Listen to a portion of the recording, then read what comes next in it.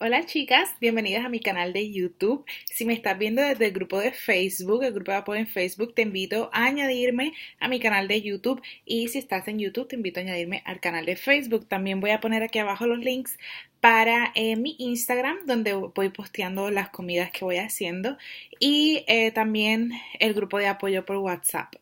Y antes de empezar el tema de hoy, quería decirles que aunque tal vez no esté muy activa en los grupos, siempre me puedes escribir directamente y yo siempre contesto lo más rápido que pueda. Así que para que lo sepan por ahí, siempre me pueden contactar directamente y yo respondo rapidito.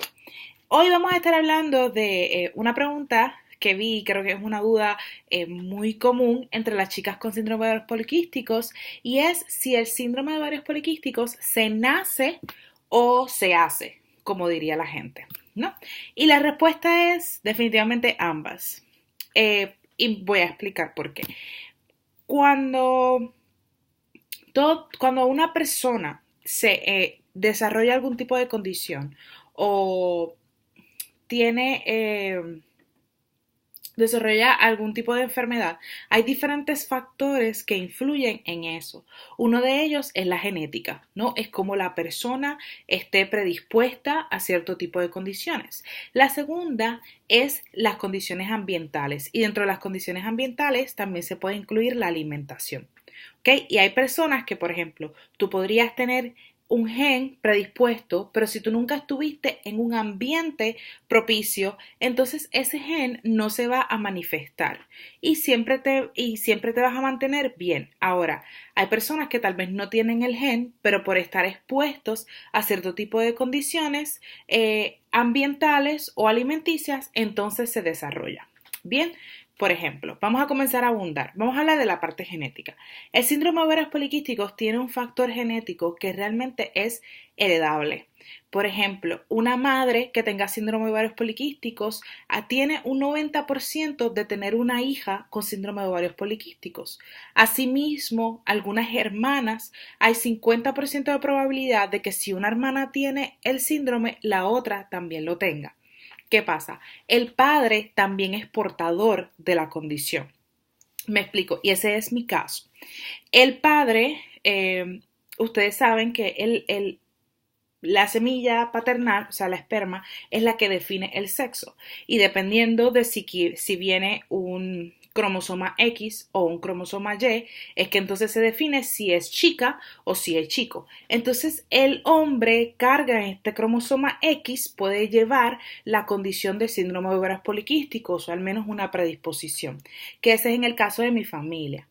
Mi abuelo, las hermanas de mi abuelo, o sea, las tías de mi papá, es decir, mis tías abuelas, padecen el síndrome de ovarios poliquísticos. Entonces, mi abuelo tuvo a mi papá y mi papá me tuvo a mí. Y entonces yo tengo el síndrome de ovarios poliquísticos por la familia, por la vena paterna, por ese cromosoma X del esperma de mi papá que vino con la condición y entonces yo la tengo.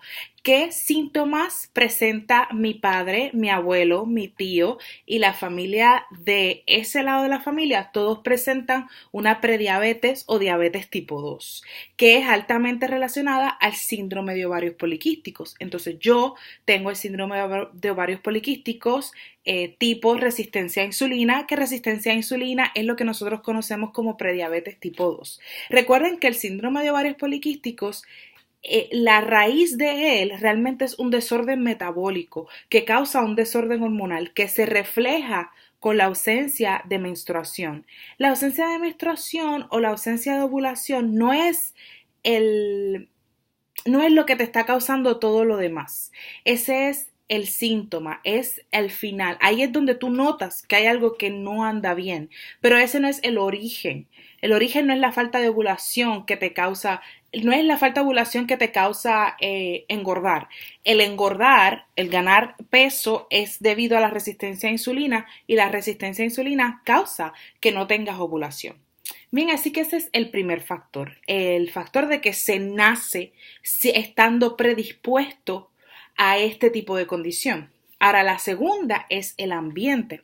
Y el ambiente viene con muchísimas cosas. Puede ser la alimentación, puede ser la exposición a cierto tipo de productos como pesticidas o plástico, BPA, BPA, que es un tipo de plástico, o también el uso de pastillas anticonceptivas.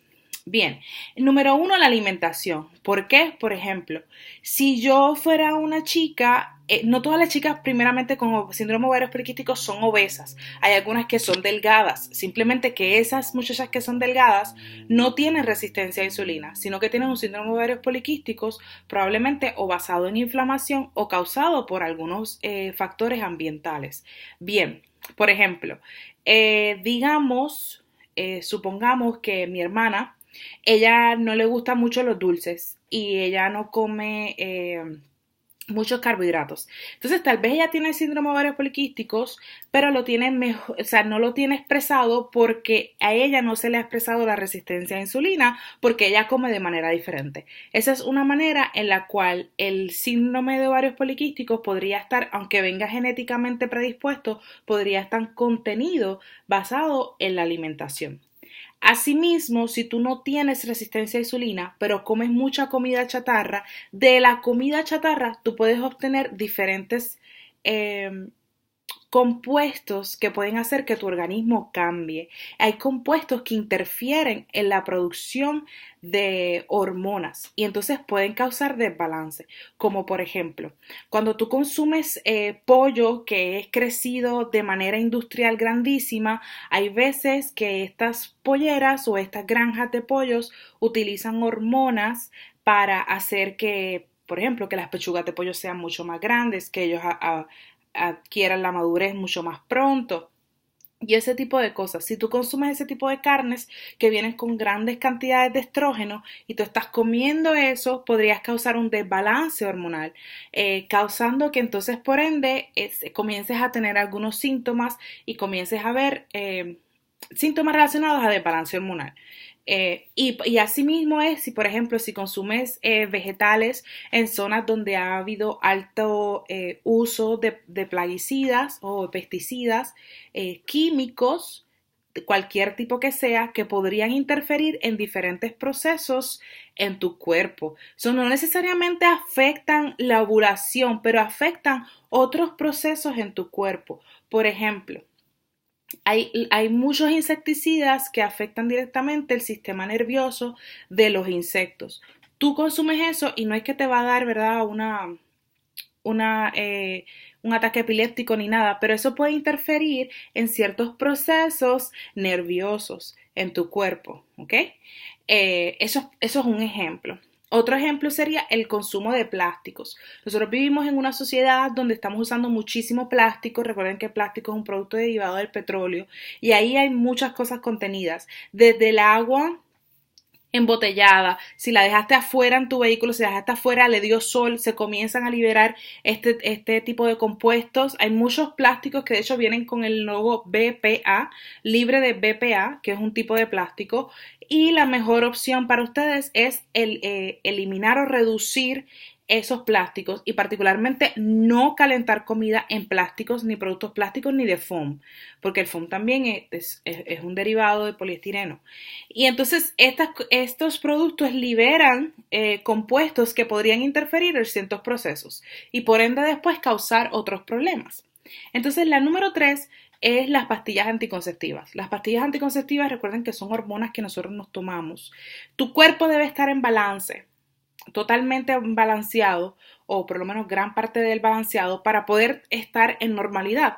Y el estar consumiendo, ya sean pastillas, cualquier método anticonceptivo con base hormonal, ya sea el implante intrauterino, el implante del brazo, el Nexplanon, o las pastillas anticonceptivas, todo eso, diferentes tipos de pastillas anticonceptivas, Provera también incluida, todo ese tipo de hormonas que vienen en condición con progesterona y estrógenos y diferentes compuestos interfieren en el balance en tu cuerpo.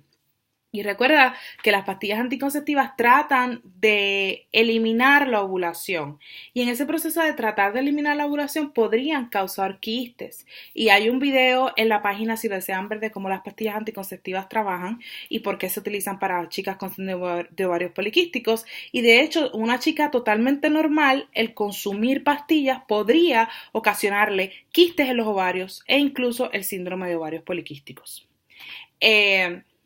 Nada, chicas, esto era básicamente la información que les quería dar. Quería que supieran que hay ambos componentes están presentes.